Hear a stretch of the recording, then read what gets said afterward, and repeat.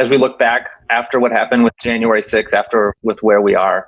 When you look back at 2016 at candidate Donald Trump, do you see warning signs now that we should have paid attention to, that we missed in who he was and how he was running? Well, you can always say hindsight's 2020, and it's dangerous to project back from what you know. Trump did say in 2016 and was roundly criticized for saying he wouldn't necessarily accept an election result that had Hillary Clinton winning, and he was condemned for that. All I can say is my own experience starts in 2000 with 33 days in Florida when Al Gore challenged the 527 vote outcome there. He didn't do anything improper. He was perfectly within his rights to do it. But when I hear people say, oh, my goodness, when you raise claims about fraud in an election and so on and so forth, it's terrible and you shouldn't do it.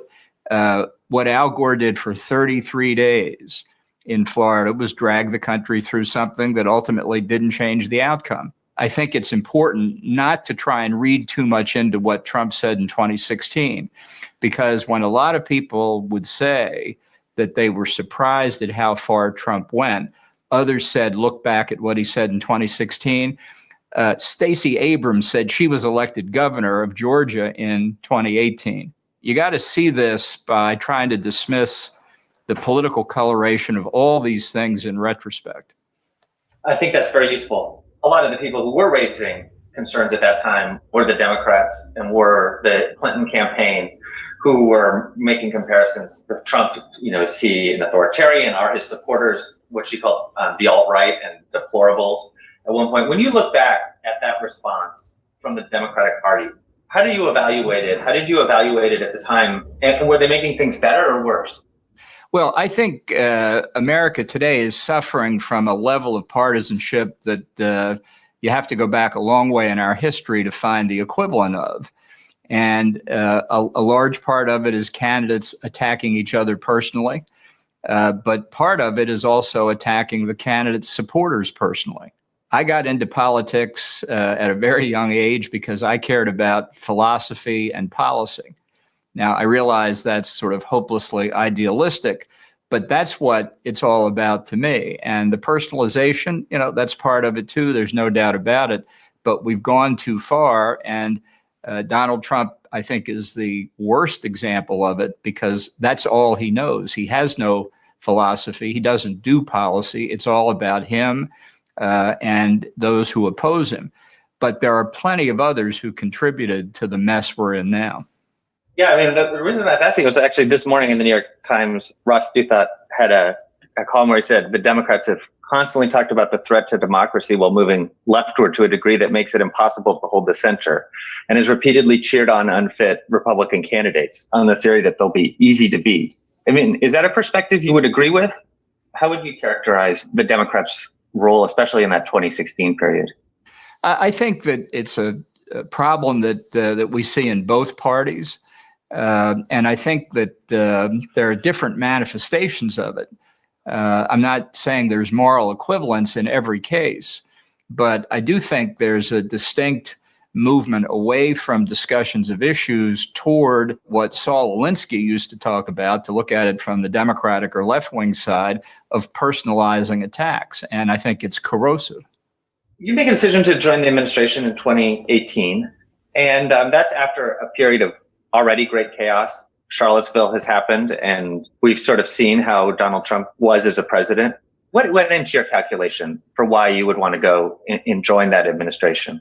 Well, nobody's ever called me naive. I think I've heard pretty much everything people had to say about Trump by the time I joined in April of 2018.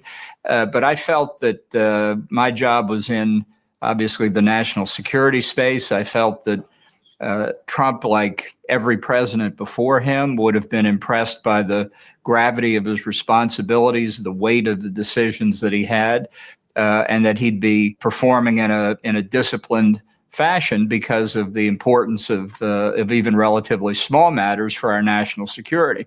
And what I found out was that he wasn't disciplined, and he didn't assess the gravity of the responsibility. It was all about Donald Trump and his personal benefit, essentially political benefit, but not about bigger issues because he didn't think in bigger terms. You think maybe he's making statements like, tweets like he's sending, out there, but you think that maybe inside the White House, it's still a more serious process? Or by the time you went in, had your view changed? I was worried about the process inside. I'd been worried about what had happened during the transition. My feeling was that Trump, of course, himself had no experience in government. And that during the transition and during the first year plus of his administration, within the White House, there were very few people who had experience in government. So I thought that there was a lot that was not happening that should have been happening, a lot of things that weren't done, the lack of structure, the lack of discipline. But I nonetheless felt that although we were behind, that it was still possible to try and create such a structure. And you're not the only one. A lot of people have said that the reason that they joined the administration was that it could be guardrails. There was talk of, adults in the room. When you look back on that, do you still agree with that theory? Do you think it was naive, that justification for being inside the White House? Well, the guardrails isn't exactly the rationale I was talking about. I felt, for example, that one of the mistakes that Trump had made was not withdrawing from the Iran nuclear deal earlier. He had campaigned on that very explicitly right up until the end of the 2016 campaign. And yet the people around him in the first year plus didn't want to withdraw, and they didn't let him withdraw because he didn't know enough about government to figure out how to do it himself. So I came in less than 30 days, he had been able to announce the withdrawal from the Iran nuclear deal. It wasn't that hard to do.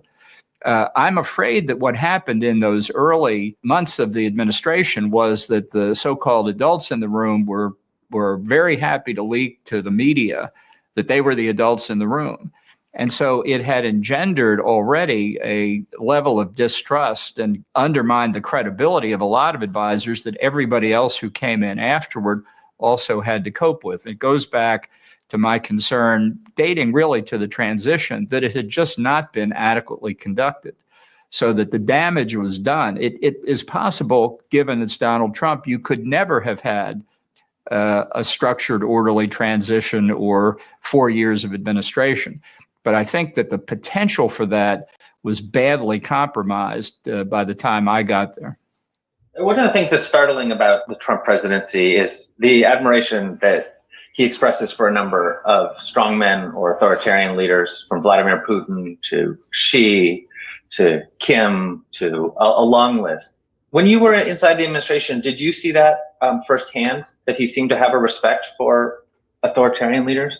It was very clear, and I don't think there is a good explanation for why it is. I'm not a shrink. I don't do shrink talk.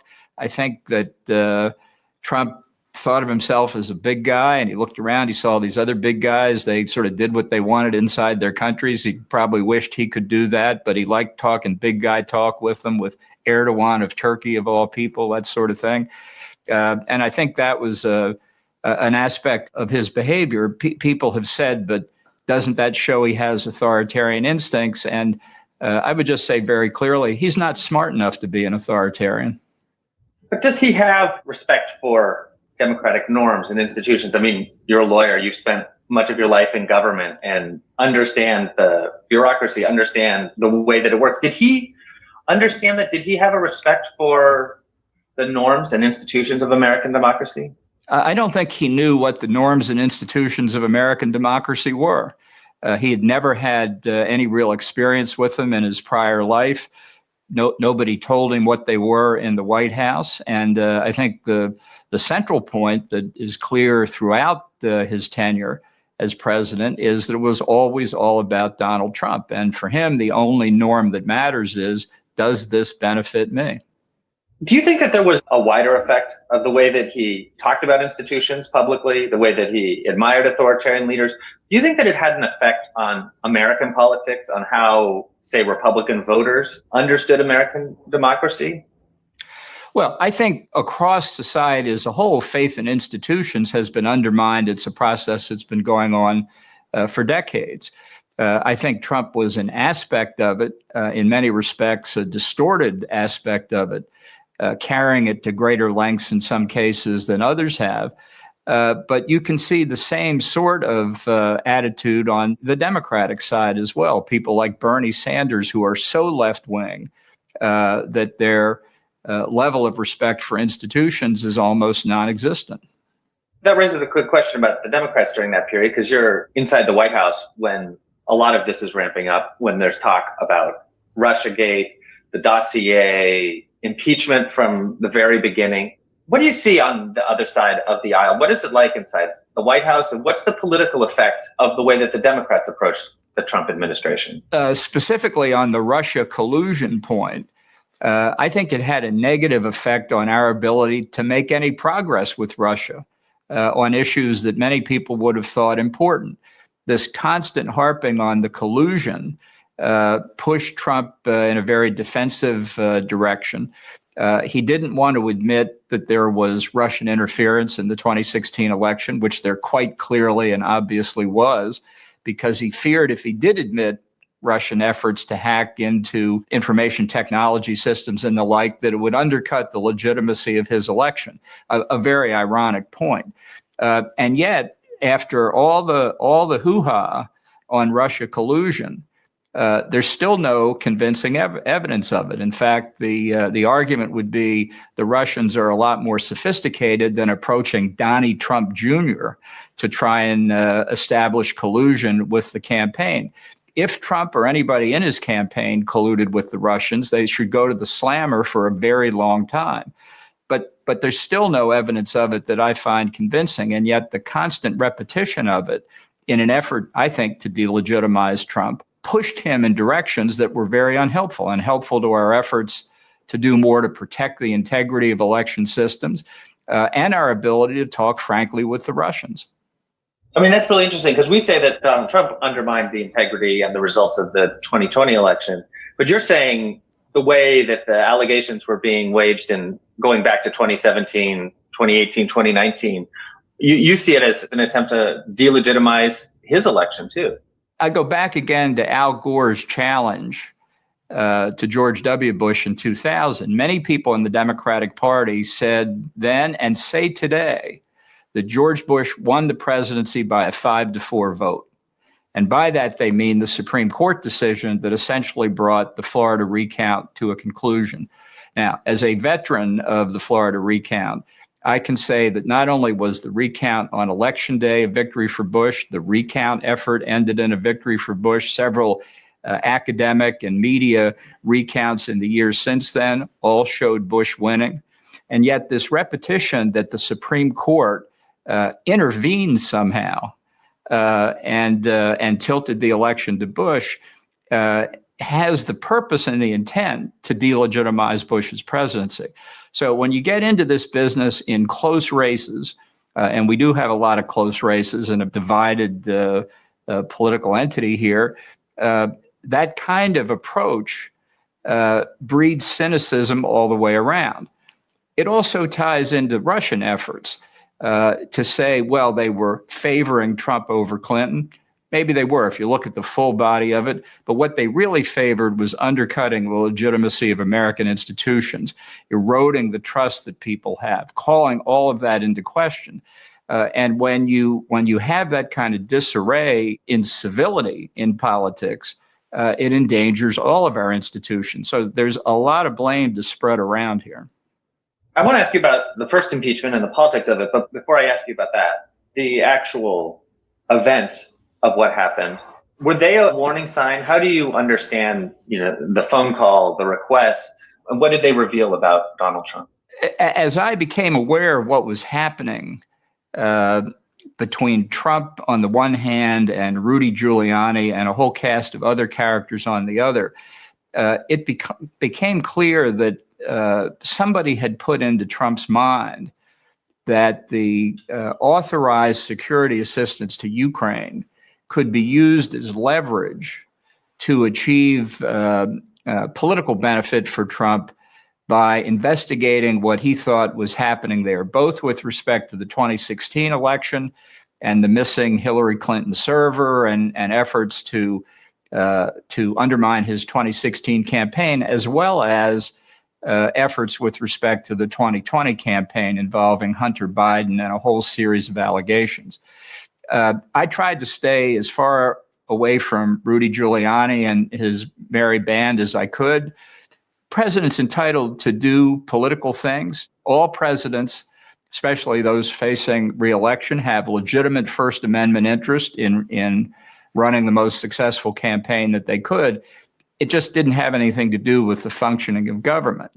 And what became clear in the summer of 2019 was that by trying to withhold the security assistance from Ukraine, Trump was not engaged in an anti-corruption campaign in the Ukraine. He was engaged in effect, trying to shore up his re-election prospects.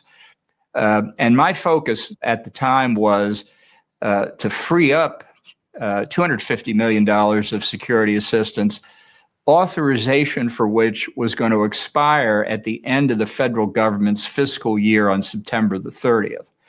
So all of this raised a lot of questions, but in my mind and in the mind, I think, of Defense Secretary Mark Esper, Secretary of State Mike Pompeo, all three of us agreed we needed to get that money to Ukraine, get it obligated before the fiscal year ended. And that's where our focus was. It eventually becomes public. And you write in your book that the hysterical mood of many impeachment advocates resulted quite literally in driving away House Republicans who might have been inclined to at least consider the articles of impeachment. What do you mean by that? Well, I think if you look at the history of the Nixon impeachment that ultimately led to his resignation before a House vote, before a Senate vote, but because it became clear that had he been impeached and had there been a trial in the Senate, 2/3 of the Senate would have voted to convict him. It didn't happen easily. It took time. It was not clear at the outset it was going to result in that kind of result, but the Watergate committee hearings in the Senate and other proceedings brought it around to that point. With respect to the Ukraine impeachment effort against Trump, there was no effort whatever at bipartisanship. This was purely political. The timing and the subject matter were political. Nancy Pelosi wanted a rifle shot approach. She wanted only the Ukraine being discussed. And they wanted to do it quickly because, and they said this publicly, they were afraid of disrupting the Democratic presidential primary process. You can't have senators tied up in Washington when they need to be in the snows of New Hampshire. So I felt that from the beginning, what they were doing was guaranteeing a partisan response. I'm not saying that excuses Republicans from their conduct, but both tribes returned to their corners in the ring, and that's what ultimately resulted, was a partisan squabble. Nancy Pelosi says, in justification of this strategy, Donald Trump will always be impeached. That's, I suppose, is a profound statement in her mind. But what she ignores is that Donald Trump is also forever acquitted. And I think that the strategy that they pursued amounted to impeachment malpractice. They got a result that emboldened Donald Trump. It didn't constrain him. He had just beaten impeachment. He thought he was bulletproof. And I think that did have an effect on his future conduct, and not a good one. It is an amazing consequence. And it's pretty clear from the books that have been written and from people that we've talked to that he did see it that way. Did it reveal something bigger about whether our constitutional checks and balances can function in a polarized America? I think if you look at what's happened in polarized situations before, there have been some pretty ugly incidents. I mean, Andrew Johnson escaped conviction by one vote in the Senate. You don't get much closer than that. And the 1876 election in the Reconstruction period was probably the most dangerous that we had since the 1800 election, when there was a tie in the Electoral College. These things have happened before, and we have made it through, and we made it through the 2020 election as well. The Constitution was written by human beings. It's no more perfect than human beings are. But it's still the world's oldest written constitution, and we're still chugging along. Since we talked about the Democratic side, my last question on impeachment was, you offered to testify if it went to trial in the Senate, and they did not go down that route. We've talked about the Democrats' role in this. Did you feel like the Republicans didn't take their position seriously because of the polarization? What was your feeling about how it was handled in the Senate? Well, I think in both the House and the Senate, both parties retreated to their corners. Every witness before the House, with maybe one exception, was subpoenaed. And I said, look, if you issue a subpoena, I'll respond to it. We'll see what the White House does. They subpoenaed my deputy, Charlie Kupperman. The White House immediately sent him a letter directing him, although he was a private citizen, but directing him not to testify. So Charlie Kupperman did what I think a rational person would do when the legislative branch of government is saying, come up here and testify, and the executive branch of government is saying, don't testify. He went to court and he said to a judge, basically, so tell me who I'm supposed to obey. And what happened? Both the legislative side and the executive branch side came in and said, court, you don't have any jurisdiction here. And then the House withdrew its subpoena to Kupperman to moot the case, which they did. And they never issued me a subpoena. I mean, this is what I mean about impeachment malpractice. As a lawyer, a litigator, I cannot explain what they thought they were doing, but they mishandled it. So then it comes over to the Senate where the outcome is already cooked. A clear majority, indeed, as it turned out, all but one Republican accepted the argument that whatever Trump had done with respect to Ukraine, his conduct did not rise to the level of an impeachable offense, which was their argument why they didn't need any witnesses. One goes back to the House. What were they thinking? Why were they so rushed? They were rushed because of the Democratic presidential primary schedule. And that, by my definition, is political. So they engaged in a political process against what they thought was an illicit political performance, and they achieved the precise opposite of what they sought. They didn't constrain Trump, they emboldened him. Let me ask you about that period after that acquittal, going into the 2020 election. I don't know if it's a tweet or a quote. He says, when somebody's president of the United States, the authority is total, and that's the way that it's got to be. And he threatens to adjourn Congress. And are you becoming concerned during that period after the acquittal in 2020 as we're going into the election? Well, let's be clear. During that period, Donald Trump was trying to put me in jail. He had ordered the Department of Justice to file a lawsuit, first to stop publication of my book on the grounds that it had not been through the pre-publication review process intended to make sure there's no classified information in the book. And then failing that, he launched a suit to recoup the proceeds from the book because I hadn't gone through the process. And then he got the Justice Department to convene a grand jury, which even Justice Department attorneys kind of sheepishly admitted to my publisher when they subpoenaed them that they were going through the motions. So was I concerned about the sort of bigger picture? No, actually, I was trying to avoid what I thought was a utterly impermissible politicization of the Justice Department. And ultimately, both the grand jury and the civil case were dismissed because they were utterly without merit. That's the sort of abuse of authority. If you're concerned about a president, if Nancy Pelosi were really worried about abuse of authority and the author had been anybody probably other than me, that would have been something to investigate. I didn't ask you about your decision and about leaving the White House. By the time you left, by the time that moment happens, had your opinion of the president changed? Had your calculation about whether it was worth being inside or outside changed? Well, my opinions changed throughout the entire 17 months I was there. And I think especially because my concern was in the national security area, a lot of what was going on really didn't have partisan implications one way or the other.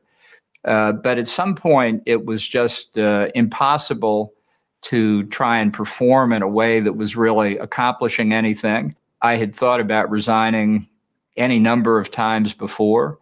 You can see the pattern in the Trump administration with among the highest turnovers of advisors and cabinet members of any recent presidency.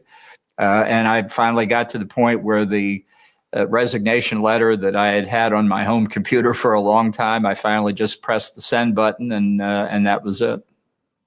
Let me ask you one other thing, because you said that people inside the White House were not educating him about democratic norms and institutions. Why not? I think that there was a lack of structured briefing for Trump, both in the transition and during the early days of the administration, because too few people had ever been in the government before. And they didn't reach out to get a better understanding of how things were supposed to run. Not that there's any perfect system. Every president has his own style. That's understandable. But the fact is, running the bureaucracy is a huge job. It's a huge job. And if you don't have a process that helps provide the president with information, provide the president with alternatives, your chances of success are going to be considerably diminished, especially in Trump's case, where he didn't think he had to know very much. He thought everything was a personal evaluation of for example, the head of state across the table from him, that he could size up in a few minutes or less, and that personal relationship would be the dominant factor in U.S. policy. Now, I happen to think that's wrong, but it was something Trump firmly believed, perhaps from the outset, but certainly by the time I got there.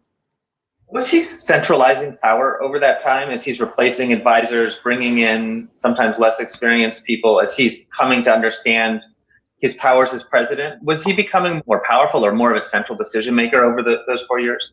No, I think actually his power was diminishing. And I think this is in part because coming from his business background, where he really ran a fairly small organization, that his concept of running the government didn't extend much beyond the physical boundaries of the West Wing. The way you influence government, the way you extend presidential power, the way presidential policies get implemented most effectively is to reach into the bureaucracy, put your people down as far down as you can, tell them exactly what their goals and objectives are, and then delegate responsibility so that all the decisions are not coming across your desk.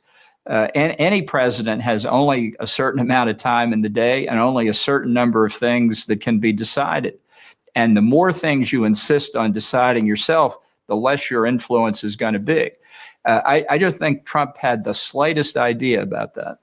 So by 2020, you said you were occupied with other concerns that were coming from Trump, but there's also in that period talk about use of military force in the streets. We now know from books there was talks about shooting protesters. There's the Lafayette Square moment, and you are well aware of other countries, how they conduct themselves. Were you concerned at what you were seeing in 2020 with the talk of the use of military in the streets, with the image of Lafayette Square? It's very hard to know from the outside exactly what was going through people's minds in the White House, but I thought that this was fairly typical of Trump. He believed that his reelection was the only priority that mattered to him, and that therefore, whatever it took to do that, he was prepared to do. What was, I think, shocking even to the people who were still in the administration at that point was that there didn't seem to be any end to his imagination about what he could do. And this goes to the question, when his advisors are there with him, are they prepared to say no, and how does he respond? And by that time, it was down to a very few people who were still standing up to him. And most of them, Mark Esper, Bill Barr, left shortly after the election. I think that was part of the trajectory of the entire 4 years of Trump's term. Normally, in an 8-year presidency, by the time you get to the 7th and 8th year, the quality of the people around the president, I'll be polite here, isn't as high as it was at the beginning. That happened double time in the Trump administration, and by the very end, he was surrounded by fifth raters. I mean, it's clear from who we talked to that there were a lot of people who were unhappy with Donald Trump, from yourself to Mitch McConnell to other senior Republican leaders. And yet in 2020, you do come out and say, that you wouldn't vote for Trump, but others do not make that decision. Why do so many Republicans who share your feelings about him not go public in 2020? A lot depends on the individual circumstance. I think Trump had an intimidating effect. I think people made a calculation that they'd rather have Trump in the White House for a second term than Joe Biden. Even people who had opposed Trump in 2016. I went in the other direction. I voted for Trump in 2016 because I thought, compared to Hillary Clinton, it was the best choice for the country. In 2020, I wrote in the name of a conservative Republican because I thought both Biden and Trump were unacceptable for other reasons. Part of that, in my case, was because I had seen Trump up close and personal, and I didn't think he was fit to be president. And I feared that in a second term, freed from any political constraints, having no prospect at reelection, there's just no telling what he could do. People on the outside, including in Congress, saw only things that they thought were beneficial appointment of judges, economic decisions on taxes, certain foreign policy decisions that they knew would go in the other direction under Biden. What they didn't fully understand, I think, was that those decisions were not based on Trump's philosophy because he doesn't have a philosophy, and not based on policy because he can't go from A to B. They were based on Trump thinking these were decisions that benefited me politically. And what I tried to say to people was, you cannot count on that pattern continuing into a second term. But I don't think by definition that was an argument that persuaded many people. The time you get to the moment in that morning hours after the election was, as frankly, I did win this election, and it's the beginning of the claims that he won the election. Are you surprised at that point as you're watching that? What are you thinking in that moment? Well, I thought this is typical Trump. He hates more than anything in life being called a loser. So his answer to losing the election, and I do think deep inside he knows he lost, but his answer to it is, I didn't lose. It was stolen from me. And he rolled out the bag of tricks that many other candidates, Democrats as well as Republicans in recent years, have used to try and explain the loss. What then followed, however, was a potentially very destructive pattern of behavior, basically deceiving people into doing things that could have been quite destructive had they been carried through. But the real message is they weren't carried through. The system was stressed and it held. You wrote, I think on November 7th, that the Republican Party now faces a character test in how to respond to these claims. What is the test that the Republican Party faced at that moment, which is very early on, right after he's making the claims and at a point where a lot of people are saying, what is going on, right? They haven't spread to the base at that point. What did you mean by that test, that it's a test for the party? Well, I was thinking very much about what happened in Florida in 2000. When in a very close election, one state shifted by a few hundred votes could change the outcome. And for over a month, we went through a very difficult period and potentially a very dangerous period. But we followed the process and came to an outcome where the Supreme Court had made the final decision. That's what I thought should be very much on Republican minds. We had seen an effort in Florida to find votes. Remember that phrase in Georgia, find votes, go to Palm Beach County and get more votes counted because it was a heavily Democratic county, and get the 537 vote Bush majority reversed. This was a time, if we were going to have a recount, where we had to follow the procedures as we had insisted that Gore follow the procedures. And whether we would do it or not remained to be seen. A lot of Republicans out in the states where pressure was put on in state legislatures and state election officials, they did pass that test. But a lot of people took the easy way out and said the election was stolen based on insufficient evidence. You know, you're not guaranteed an outcome when you're in an election or in an election contest. You're guaranteed a process to prove the argument, if that's what you want to make, that the election was stolen. And Trump failed every single time. When you exhaust the process, that ought to be it. That was the character test. A lot of Republicans passed it. Unfortunately, a lot did not. Were you talking to Republican leaders at that time, or Republicans in Congress or other Republicans in the establishment? And did they believe that there was merit to the claims? I think almost nobody in Congress, not among the Republicans, I think almost none of them really believed the election was stolen. I think, though, they were intimidated, they were scared. That's not a compliment, to be sure. It's a little bit better than believing the falsehoods. But I think sitting still in the White House, Trump had an enormous intimidating effect. And unfortunately, we saw the extent of that up to and including January the 6th, which was one of the worst days in the history of our country. Notwithstanding the extent of Trump's effort, he failed. And I think that's the important conclusion.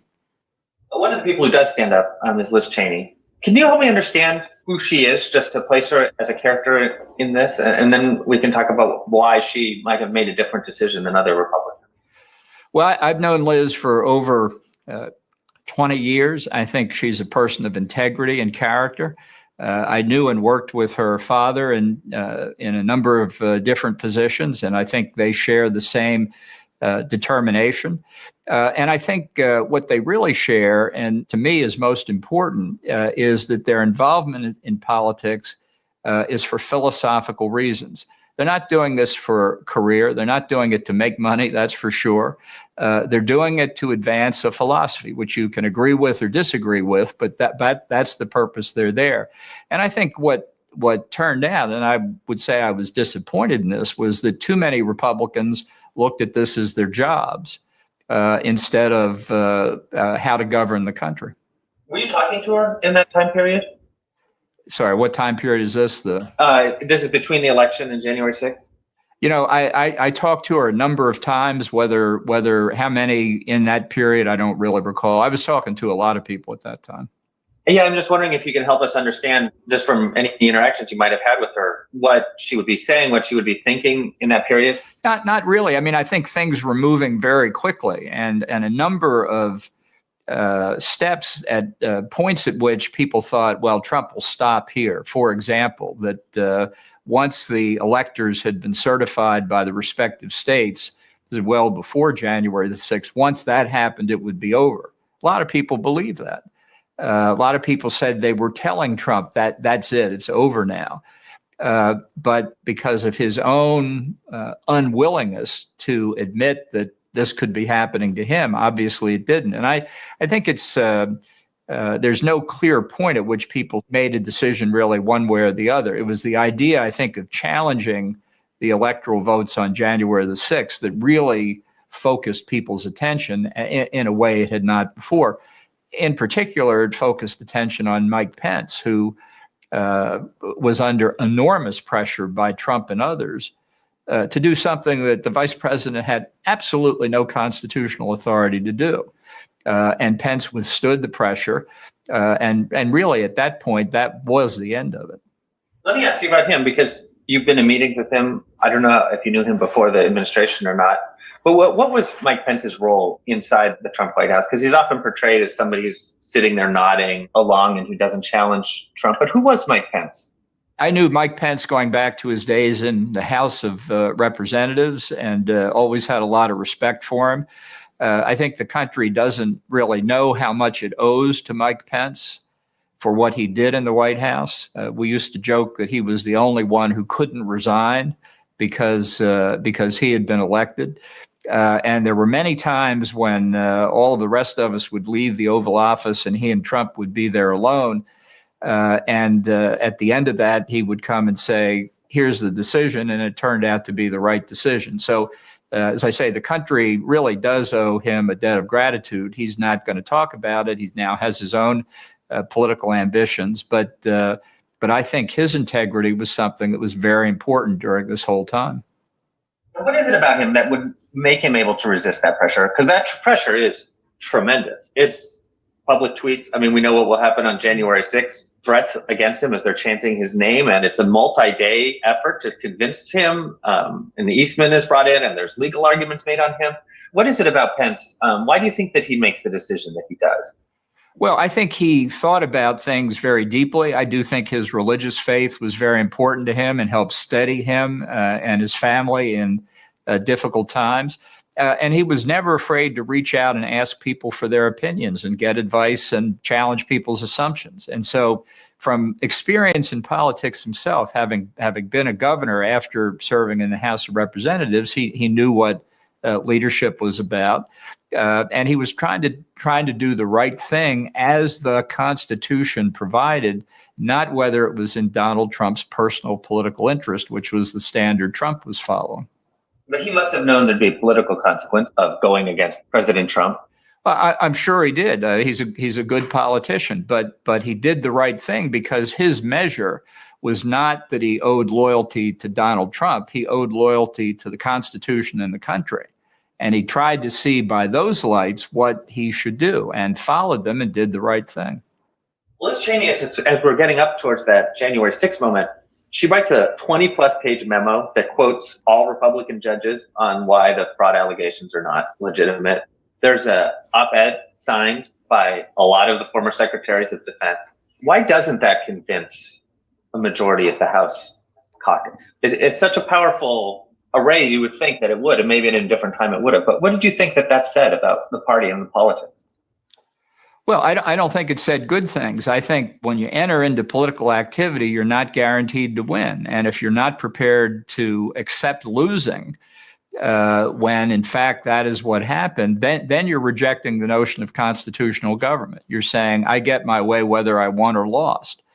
This is a continuing problem for the Republican Party. I think Trump is increasingly in the rearview mirror. I think he will increasingly be less important. I don't think he's going to run for the nomination in 2024. But this obsession about Donald Trump in the 2020 election will never leave him, because he doesn't want to be known as a loser. And he continues to be able to intimidate some people. This is a problem within the party we've got to resolve. I don't know exactly when that's going to take place. I think a lot of people rightly say, let's just put Trump behind us and move ahead. I think that's probably the best way to go, but for the importance of removing the doubt that's been cast on the integrity of our Constitution. And that is the damage more than anything else that I think we need to find a way to cure. It's not being helped by people who in the media or in the other political party who keep trying to say Trump is the Republican Party, because I think Republicans know that's a way to anathematize everybody by using Trump. Trump is not the whole Republican Party, not by a long shot. I think you've said that you didn't think that Trump was capable intellectually of pulling off a coup. But in this period, you have something like Mike Pence, where if he couldn't have overturned the election, could have thrown the system into chaos. There were efforts to organize alternate slates of electors. There's a case in Michigan of one canvassing board member who, if they changed their vote, would have thrown the vote of Michigan into chaos. How dangerous a moment was that? And how serious was the situation that we were in? Well, I think it's important not only for history, but for events over the next several years to try and assess accurately how stressed the institutions were. Not to whitewash it, but not to get hyperthyroid about it either. The fact is that time and time again, despite a lot of efforts on the part of Trump and his supporters, the efforts were defeated. And so to get to a point where the election was actually in real jeopardy, you would have had to have had hundreds of on-off switches go the other way, and they did not. So the idea that somehow this was a crisis so grave that you need substantial changes in constitutional structures and other things overstates the risk and therefore overstates the remedy. I do think that had Trump been elected to a second term, that the dangers would have been much greater, because by that point he was so convinced that he could do anything that he wanted, and had he gotten reelected, had he actually been able to overturn the election, then I think there would have been no constraints on him at all. But it's important to understand exactly where the stress points were and why Trump's efforts failed again and again and again. You said that you don't think that he will run again, or that if he did, he wouldn't win. But given what you've just said, and given the fact he's been underestimated in the past, if he does come back in 2024 and he does win, how dangerous a moment would that be? Well, I think it would be a very dangerous moment. Every time Trump is challenged and he prevails, it simply convinces him that he can do whatever he wants. I think, ironically, in the primary season of 2022, his efforts to endorse candidates have had some effect, that's for sure, but not necessarily dispositive effect. And they have had, in states like Ohio and Pennsylvania, the follow-on effect of convincing many people in those states that his involvement in their elections has been detrimental. Well, all of this goes to show, I think, that his influence will continue to decline. But it's also why in the Republican Party, we've got to do more to pierce this myth that somehow the 2020 election was stolen, because it's corrosive. And anything that undermines our party's faith in the Constitution, I think, is particularly damaging, because the Democratic side's idea of a living Constitution is no Constitution at all. There's a moment right after January 6th where it looks like maybe the party's going to reject Trump. Lindsey Graham gives that famous speech, and we now know that inside the Republican caucus, McCarthy is blaming the president and is talking about whether he should resign.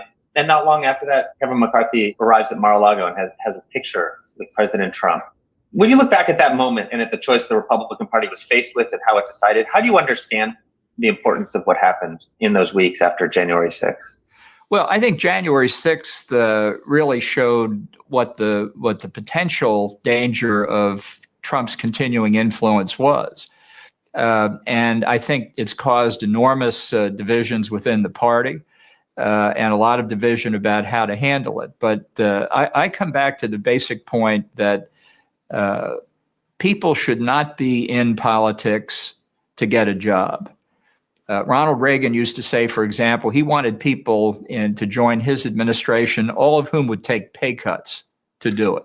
That's a way of saying that being involved in politics, whether it's electoral politics or serving in the executive branch, is to advance your philosophy. And sometimes that means being defeated. It means, in my case, the first election that I ever really got involved in was Barry Goldwater in 1964. And you may have noticed he was defeated pretty badly. But it didn't stop me, because defeat is part of political life. And if all you care about is keeping your job, honestly, then you're not living up to the philosophical standards you should follow. And I think the Republican Party has been successful when it's adhered to a philosophy and not tied itself to one individual. Ronald Reagan, as popular as he was personally, was mostly popular because of the policies that he advocated. That remains the way to success in the Republican Party, not being for or against one person, not being for or against what one person's idiosyncrasies dictate, but by following our philosophy. What did it say about the party and about Liz Cheney when she was voted out of the leadership, very much because of this issue, because of January 6th and the 2020 election? Well, I think it was a big mistake. In a real constitutional democracy, people shouldn't follow a man on a white horse.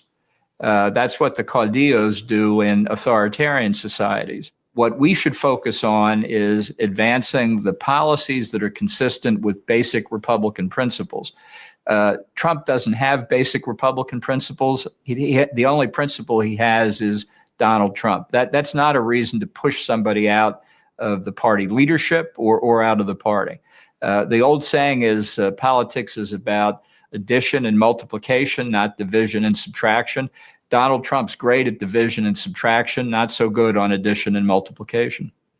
Use the word authoritarian. Is there an authoritarian element of the Republican Party now? I mean, in this world that Liz Cheney is rejected, that says January 6th was legitimate political discourse, is this a part of, it's not the Republican Party, but is that part of the Republican Party now? No, look, there are authoritarian tendencies in American politics that extend throughout history. It has traditionally been the Democratic Party that has favored the strong executive.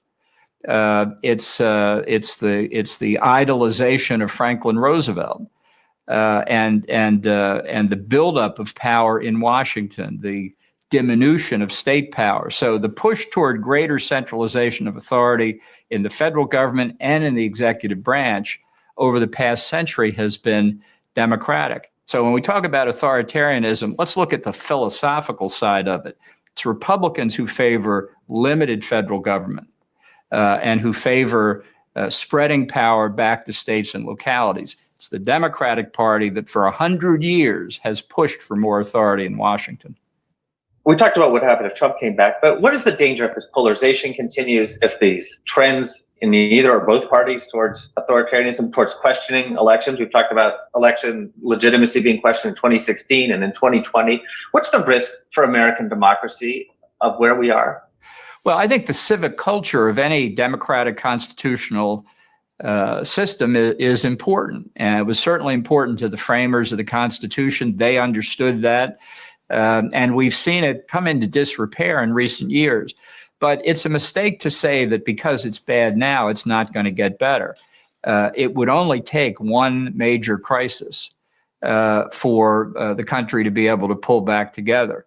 But it depends on both sides. I mean, there is plenty of blame to go around here. And if we don't change that, if we don't change the way we approach, for example, Supreme Court nominations, if we don't change an effort to delegitimize the Supreme Court, if you don't get the right quote unquote result from an opinion, these are the kinds of things that can have pervasive and lasting effects. But I think it's a big mistake to look only at our current circumstances today. We've had worse circumstances. We fought a civil war and the Constitution held. But people need to focus on that and not on the ephemera of particular events, and not on this or that individual to the exclusion of the broader problems that we face. Thank you. That was very helpful. Let me just see, Michael. One question, Mr. Bolton, going backwards a little bit, just so we can be a little more specific in the film, and notwithstanding what you just said. We're watching closely the actions of Mitch McConnell and Kevin McCarthy, Mark Meadows, Lindsey Graham, obviously Liz Cheney, who we've talked about. When you think about Meadows, McConnell, McCarthy, all men serving effectively and with a philosophic underpinning, not so much McCarthy maybe, but when you look at these men and you see that they appear to be enabling Trump at all the kind of crisis moments where it feels like it could have gone the other way, what do you attribute what they did to? Why did they do it? Why did they keep going? I realize that may mature in their thinking as time goes on, from early days through Charlottesville and then up into 2020 time. But could you help us understand sort of specifically, what's the calculation, do you think, in these otherwise good and effective men? I think part of the answer is that where you stand depends on where you sit. And it's one thing for myself, as an example, as a private citizen, having avoided the grand jury and ultimately his efforts against me because of the book. I can say that the only damage he caused me was some legal fees, which I was happy to pay given the outcome. But a private citizen can say a lot of things, and no president of either party can affect it. When you're responsible for positions in the legislative branch or elsewhere, you have to take into account more than your own personal views. Now, having said that, I wish a lot more Republicans in the House and the Senate had stood up and told the truth. Of course, the election wasn't stolen. The worst part of the outcome for Republicans who supported Trump in 2020 is the Democrats outsmarted us. That's what burns the most for them. If there were so much illegal activity, why wasn't the Trump campaign and the Republican National Committee in court in July and August of 2020, going after the illegality then, not waiting until the day after the election saying, my God, we've lost, I guess we better find some illegal activity.